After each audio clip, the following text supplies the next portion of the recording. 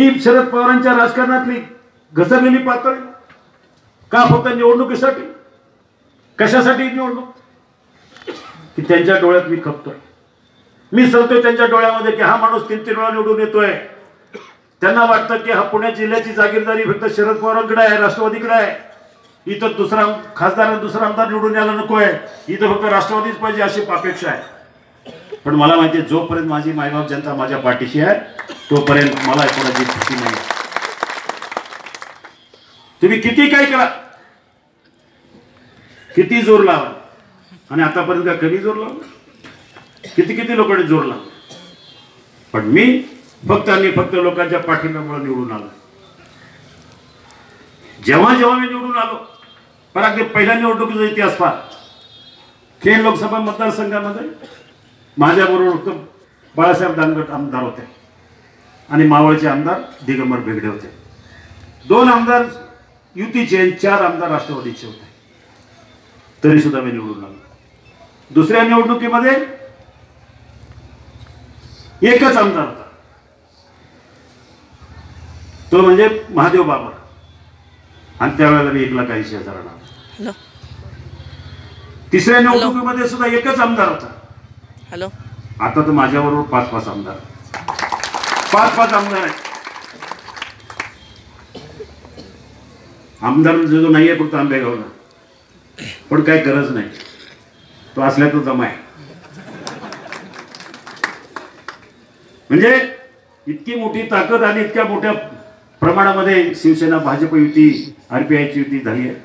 सगळे लोक कामाला लागले. तर संशय घेणारे घेतील, पण मी आज पहिल्यांदा सांगतो, प्रामाणिकपणे सांगतो, माझे रिपाईचे कार्यकर्ते आहेत, भाजपचे कार्यकर्ते आहेत, शिवसेनेचे कार्यकर्ते आहेत, सगळ्यांनी मनावर घेतलंय, जनतेनं मनावर घेतलंय की ही निवडणूक जिंकवायची आणि ह्या वेळेला इतिहास घडवायचा, आणि तो इतिहास तुमच्या माध्यमातूनच घडेल एवढ्याच या ठिकाणी सांगतो.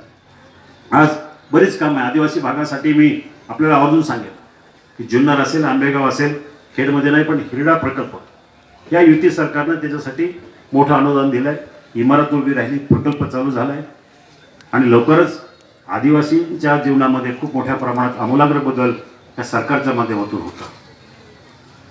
इलेक्शनचं गेमिक मी तुम्हाला सांगेल, दिलीप भाऊ आता उमेदवार गरीब आहे म्हणून बसवलं जातं, लोकवर्गणीचं नाटक काढ. आता मला वाटत नाही कोणी जबरदस्तीने कोण लोन देते, वर्गणी देते. एका ठिकाणी तर मला असं कळालं, सभेच्या अगोदर ते राष्ट्रवादीवाले पैसे वाटतात. आवळवाडीला 30 लाख रुपये दिले वाटायला की तुम्ही तुमच्या नावाने हे पैसे परत उमेदवाराला द्यायचे. शेवटी राष्ट्रवादी काँग्रेस पक्ष तुम्हाला माहिती आहे कसं आहे, त्या काँग्रेस पक्षानं 30 लाख परत द्यायच्या ऐवजी 28 लाखच परत आले, बाकी 2 लाख गायब झाले.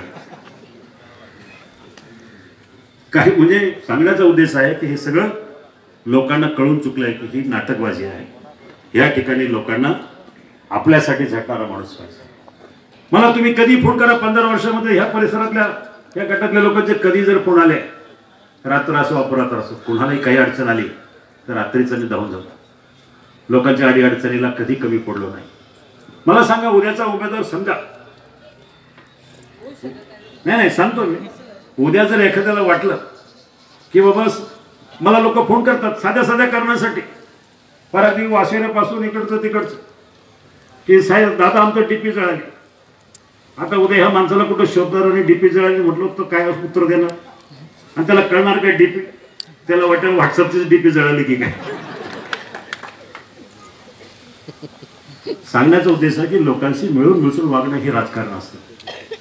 असं जास्त काही बोलत नाही. मी एवढंच सांगेन, 15 वर्ष तुम्ही माझी कारकीर्द पाहिजे, 15 वर्ष तुम्ही मला जुळून ओळखताय, 15 वर्ष मी तुमच्या कुटुंबातलाच म्हणून राहिला. 15 वर्षामध्ये कधी 1 रुपयाचा भ्रष्टाचार नाही, 15 वर्षामध्ये कधी दादागिरी नाही, कधी MIDC मध्ये गुंडगिरी नाही, कधी कुठल्याही प्रकारचा कुणाला त्रास नाही, कधी गावागावामध्ये भावाभावामध्ये भांडण लावून दिली नाही. आणि म्हणून लोकांनी एकदा नाही, दोनदा नाही, 3-3 वेळा मला चढत्या मताधिक्याने निवडून दिलेला आहे. कारण हा मतदारसंघ इतका मोठा आहे. काही गावामध्ये निधी पोचला, काही एका दुसऱ्या गावामध्ये नसेल पोचला. इतका मोठा मतदारसंघ की कात्रच्या घाटापासून तर अगदी नाणे घाटापर्यंत 6 आमदारांचं क्षेत्र, 750 ग्रामपंचायती, 4000 वाड्या वस्त्या, आणि हे सगळं करत असताना फक्त 5 कोटीचा निधी असतो. निधी हा काय महत्त्वाचा नाही, पण लोकांचे संपर्क, लोकांचे संबंध माझ्या दृष्टीने महत्त्वाचे आहे. त्या मतदारसंघाची इंच जमीन मला माहिती आहे, या मतदारसंघातल्या गावोगाव मला माहिती आहे, कारण हा मतदारसंघ मी तळहाताच्या फोडासारखा जपला आहे. कारण तुमच्या सगळ्यांच्या आशीर्वादानं 3 वेळा निवडून आलेलो आहे. आणि मला पुन्हा एकदा सांगायचं की ह्या 29 एप्रिलला तुमच्याच आशीर्वादानं मी पुन्हा एकदा चढत्या मताधिक्यानं निवडून जाईल. आपण सगळ्यांनी मला आशीर्वाद द्या. माझं धनुष्य बाणाच्या चित्राचं बटन 1 नंबरचं बटन दाबून मला विजयी करा. एवढीच विनंती करून थांबतो. धन्यवाद. धन्यवाद दादा की जनता नक्कीच विकासाच्या